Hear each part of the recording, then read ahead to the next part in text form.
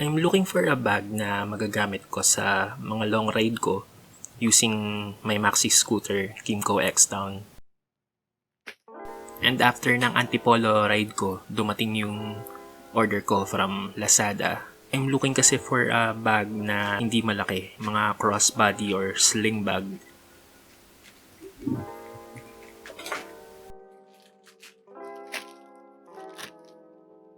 So for example, pag gusto ko mag-work sa labas, like coffee shop, instead na laptop na may malaking charger, iPad Pro na lang yung dadalhin ko pag gusto ko mag-edit ng videos sa labas.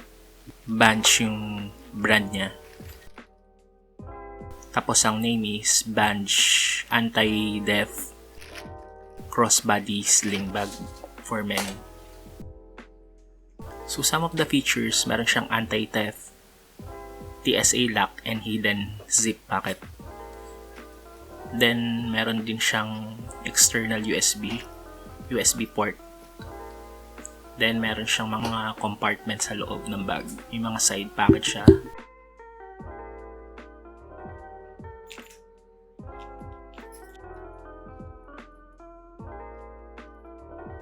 Tapos ito yung top pocket niya. Then, ito yung bottom pocket.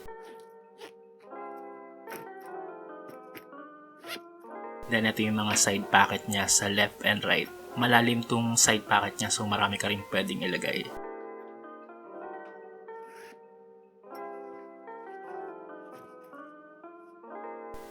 Then, ito yung secondary na lalagyan niya. Nandito yung sa USB and meron mga hidden pocket dyan sa loob na yan.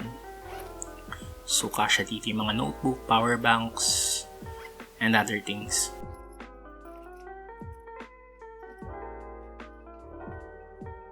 Then, dito yung primary storage niya. Dito kasya yung iPad Pro 11 inches.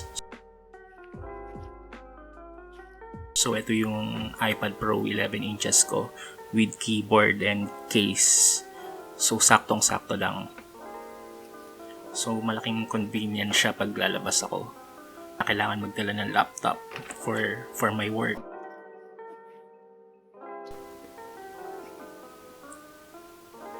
Tapos sa likod, meron din siyang pocket. So, mga ballpen, mga cards, pwede mo ilagay dyan. And then, ito, napapalag mo yan na na-plug yung sa sling niya. So overall, maganda siya. Lalo na pag napuno mo yung bag, na full mo yung lagayan niya. Mas maganda yung itsura niya. So ang verdict ko, approve siya, okay siya sa akin. Matibay siya, premium looking, madaming storage or pockets, waterproof siya, and maganda yung tela niya, makapal yung bag. And if you have questions, comment lang below.